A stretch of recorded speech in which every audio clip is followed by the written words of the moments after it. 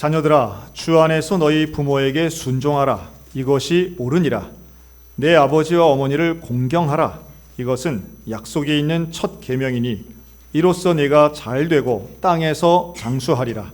또 아비들아, 너희 자녀를 노엽게 하지 말고 오직 주의 교훈과 훈계로 양육하라.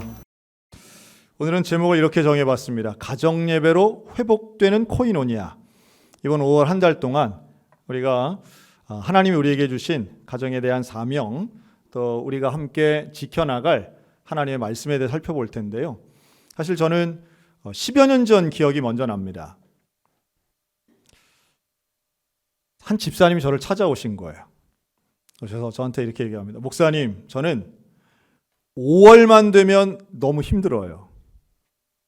교회 가는 게 너무 힘들어요. 그때 그 집사님은 30대 중반의 미혼 집사님이었는데요. 그분의 이야기는 이렇습니다.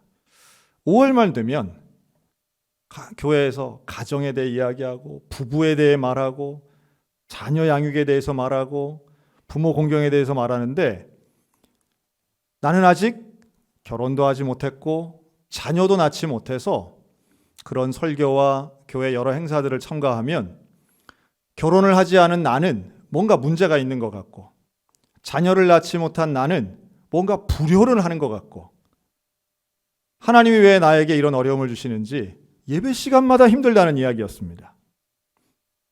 이해가 되시겠죠? 물론 설교 자체에 문제가 있었던 건 아닙니다. 하나님의 말씀 속에 부부의 원리, 가정의 원리, 또 부모와 자녀의 그런 귀한 원리들을 설교하는 건 너무도 당연한 일이고 강조하는 건 필요한 일이었지만 누군가에게는 그러한 메시지와 또한 가르침들이 서운함과 상처가 되기도 하더라는 거죠. 소위 말해 가해자는 없는데 피해자만 있는 상황입니다. 저희 교회도 마찬가지예요. 가정과 가구로 나누어서 우리가 생각해 볼 수 있는데요. 가정은 가족의 구성원을 따라서 가정이 만들어집니다. 반면 가구는 삶의 모습을 통해서 달라지게 됩니다. 좀 그렇게 나눠서 생각을 해보면 우리의 가정들 속에는 참 마음 아픈 일들이 참 많습니다. 또 그 아픔과 고통 때문에 가정의 모습이 좀 달라지는 경우들도 분명히 있습니다. 예를 들면 참 아픈 일이지만 이혼 가정은 점점 늘어나고 있습니다. 거의 절반에 가깝습니다. 또 이런저런 이유 때문에 사별이라든가 직장의 문제 때문에 한부모 가정인 아픔의 가정들도 분명히 있지요.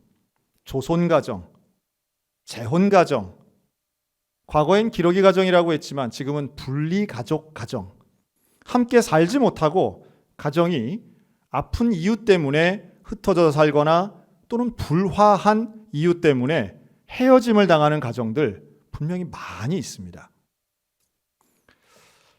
가구의 모습들도 얼마나 달라져 있는지 모릅니다. 지금 대한민국에서 가장 많은 형태의 가구는 단연 1인 가구입니다. 거의 30%에 가깝습니다. 1인 가구, 배우자도 없고 자녀도 없이 혼자 사는 가구가 가장 많은데요. 여러분 우리나라 전체를 놓고 본다면 전국 지자체 중에 1인 가구 비율이 제일 높은 지역이 어디일까요?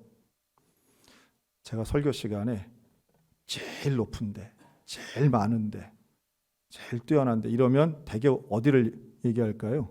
제가 어디 충남 예산을 예로 들겠습니까? 1인 가구 비율이 제일 높은 곳 강원도입니다.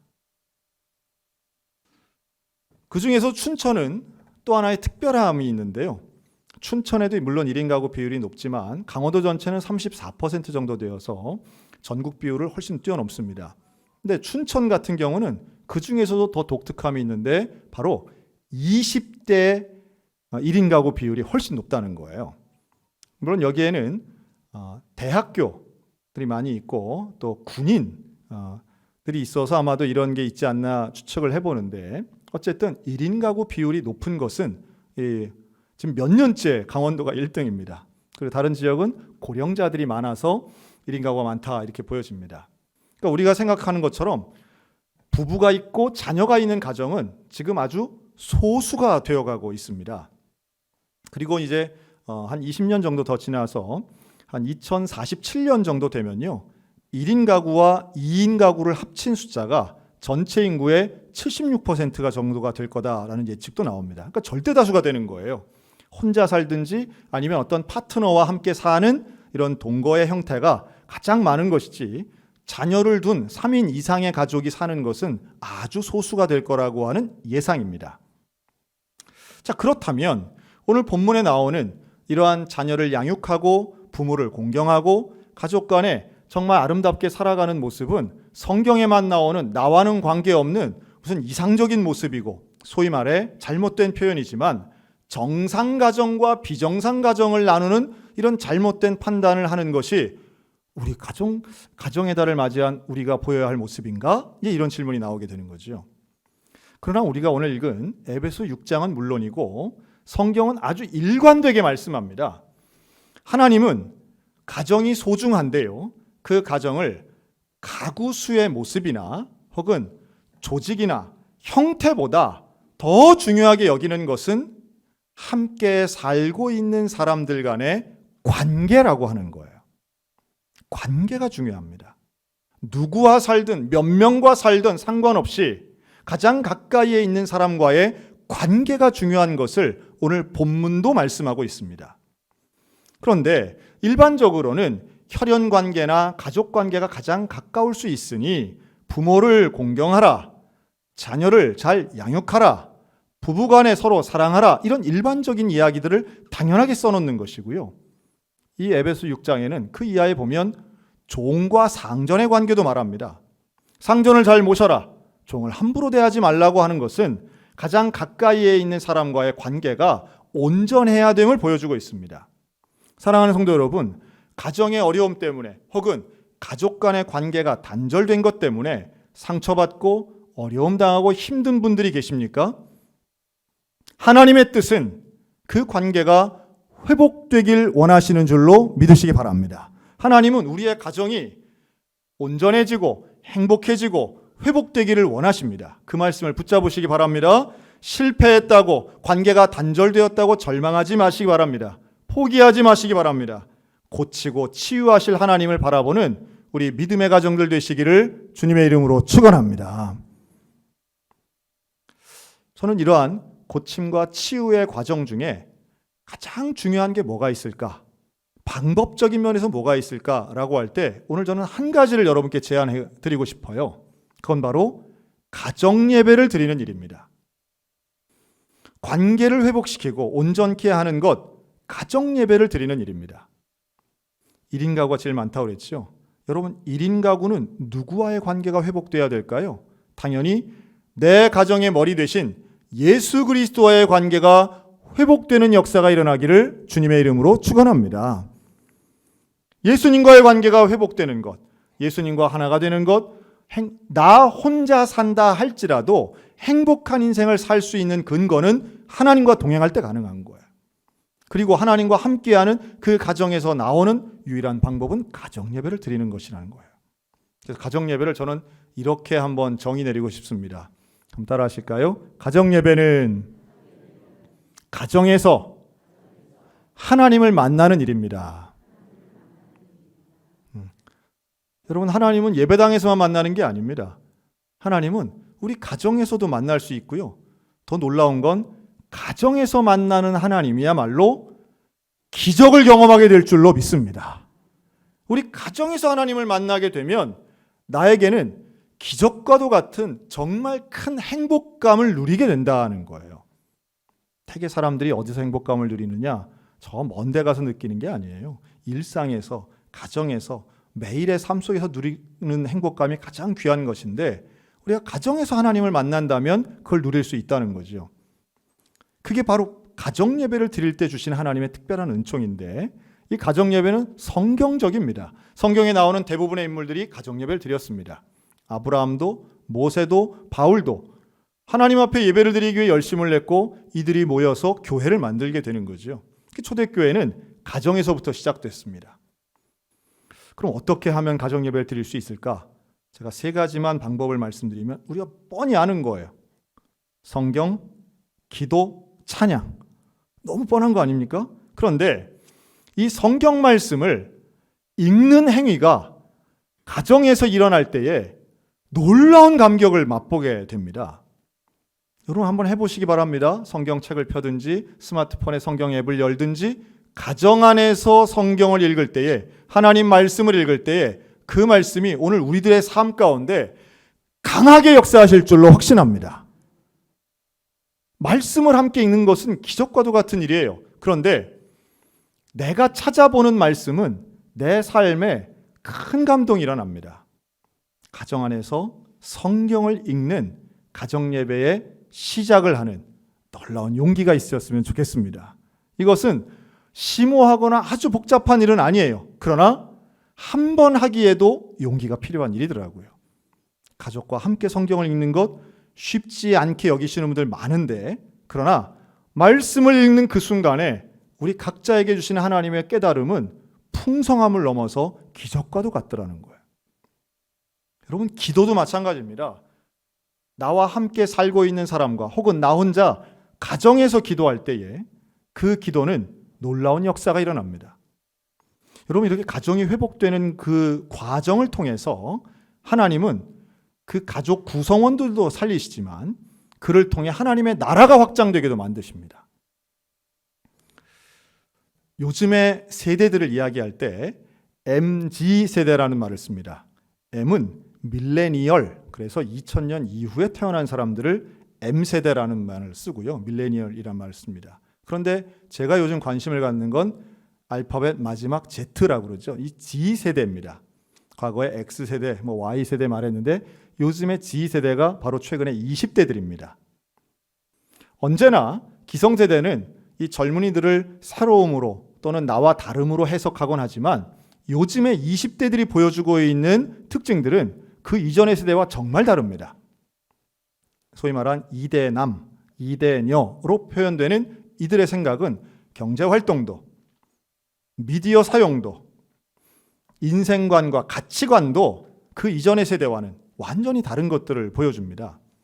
당연하다고 볼 수 있겠고요. 변화를 원하는 젊은이들의 특성이 반영됐다고도 볼 수 있습니다. 근데 그 중에서 다른 것들에 대해서는 제가 그럴 수 있지라고 하지만 제 마음을 가장 아프게 만드는 것은 훨씬 심각해져가는 비혼주의입니다. 그러니까 결혼을 하나의 제도로 봐서 그걸 거부하겠다는 정도가 아니라 나는 누구와도 살지 않겠다는 거예요.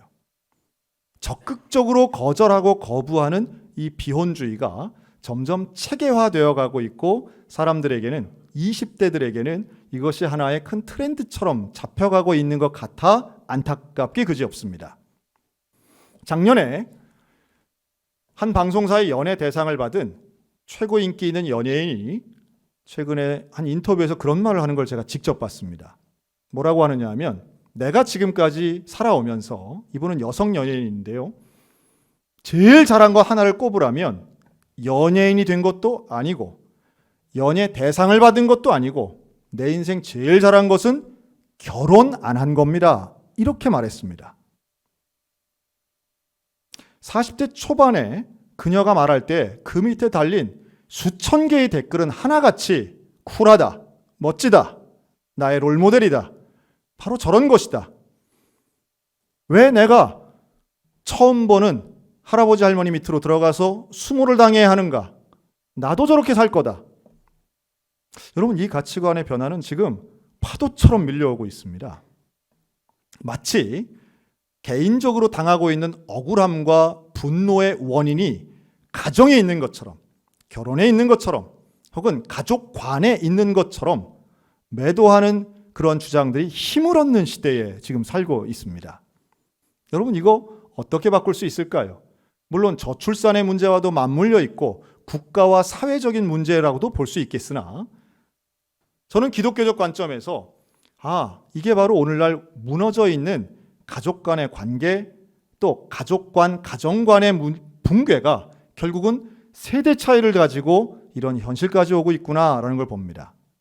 대안이 있을까요? 저는 최근에 한 힌트를 얻었습니다. 저는 결혼식 주례를 하기 전에 결혼할 대상자들과 몇 주간에 걸쳐서 교육을 합니다. 이제 몇 주만 있으면 또 한 커플을 결혼식을 할 텐데요. 이들과 지금 몇 주째 교육을 하고 있습니다. 근데 이 커플은 지금까지 제가 주례한 중에 신부가 저랑 나이 차이가 제일 많이 나는 것 같더라고요. 96년생 25살입니다. 젊죠?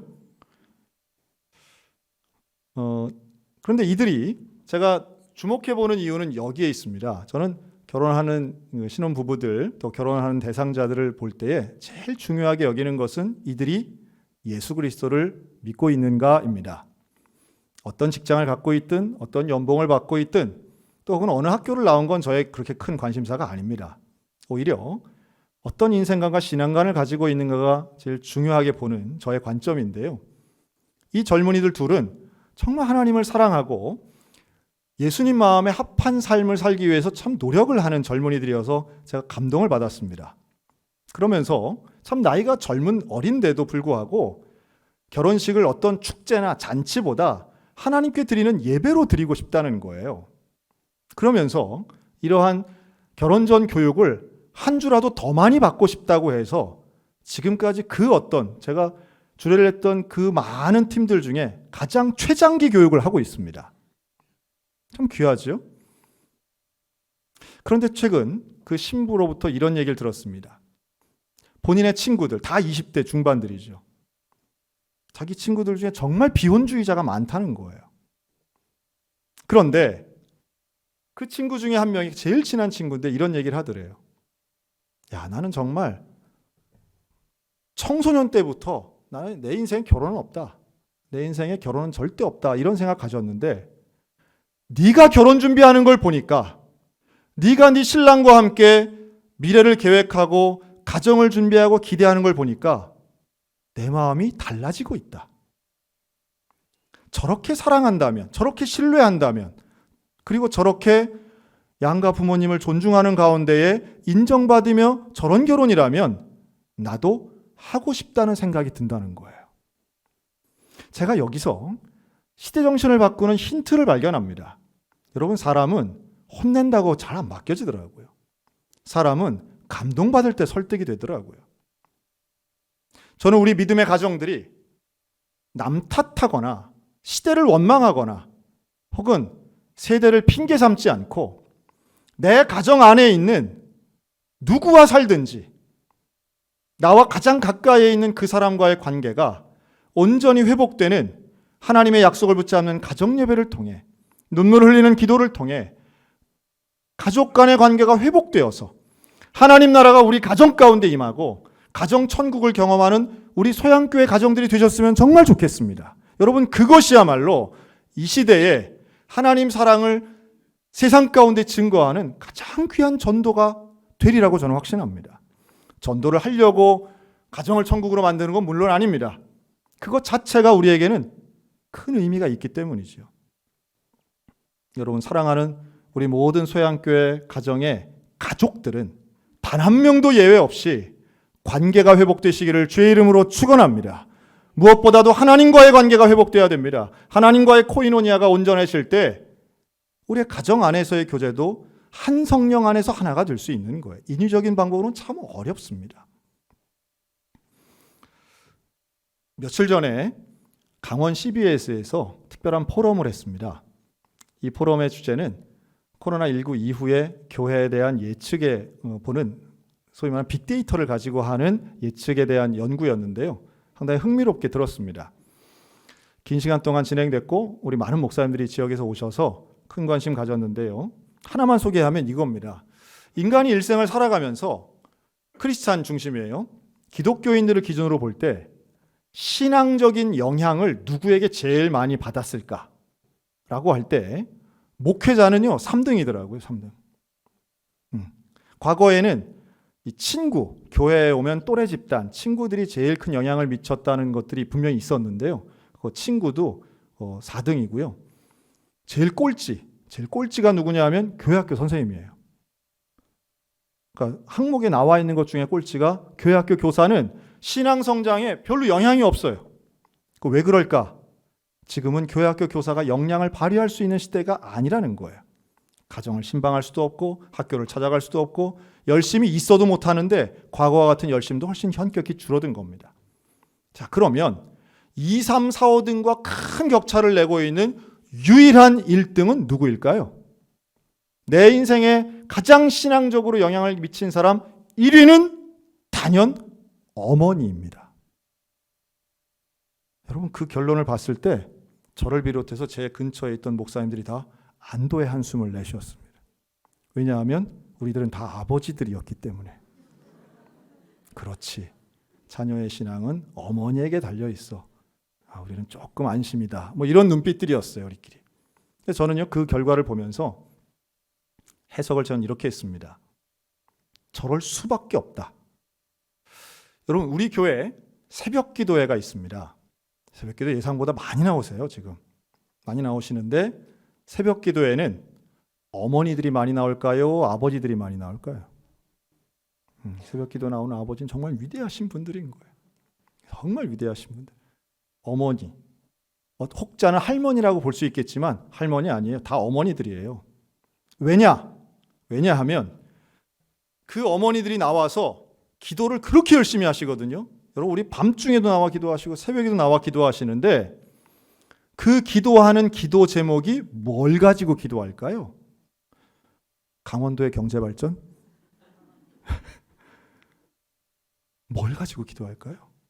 뭐 세계 선교, 세계 평화, 뭐 지역 발전은 뭐 10%도 안 될 거예요. 오로지 내 자녀를 위해 기도하는 거예요. 내 자녀. 왜 할머니가 아니고 어머니냐? 손주들의 기도는요, 상대적으로 훨씬 작아요. 내 자녀를 위해 기도합니다. 얼마나 간절하게 기도하는지 몰라요. 이걸 뒤집어 생각하면 이겁니다. 한 사람의 영혼을 위해 끝까지 기도하는 사람은 어머니밖에 없는 거예요. 평생을 기도하는 거고 죽을 때까지 기도하는 사람은 어머니밖에 없어요. 그러니까 한 사람의 일생에 가장 신앙적인 영향을 끼치는 사람이 어머니일 수밖에 없는 거예요.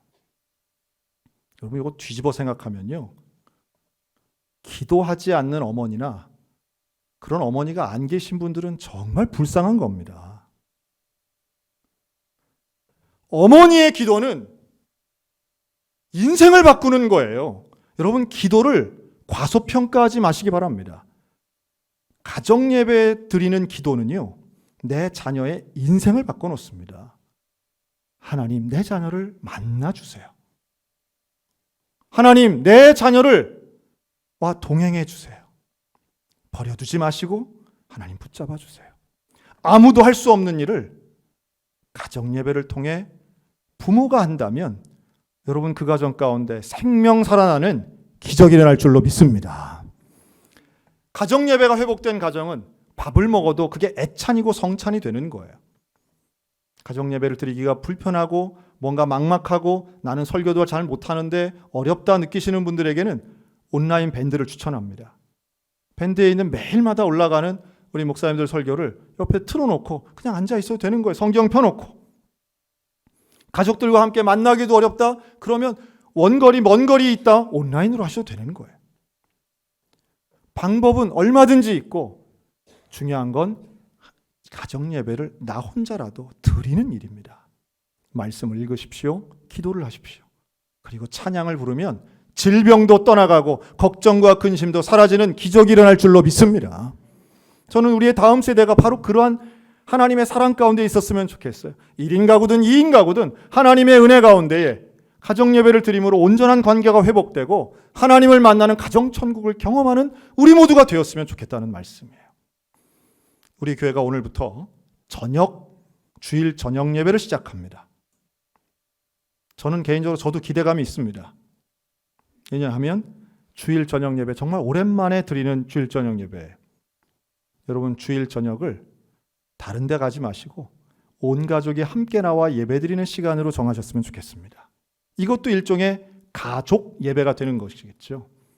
성가대원들 떨어져서 지금 있지만 또 자녀들이 지금 어린이교회, 청소년교회에서 예배 드린다면 주일 저녁에 함께 모여 예배 드릴 수 있겠습니다. 또 내가 혼자 산다면 우리 소양교회를 가족 삼아 주일 저녁 예배해 주시는 하나님의 특별한 은혜를 사모하며 모일 때에 하나님의 놀라운 은혜가, 회복의 은혜가 분명히 임할 줄로 믿습니다. 그 하나님을 기대하며 우리 이번 2021년 5월 달은 우리 모든 소양의 가정들 가운데 예배가 회복되어 하나님의 놀라운 말씀과 하나님 나라가 임재함과 가정의 천국을 누리며 살아가는 우리 모두가 다 되시기를 주의 이름으로 축원합니다.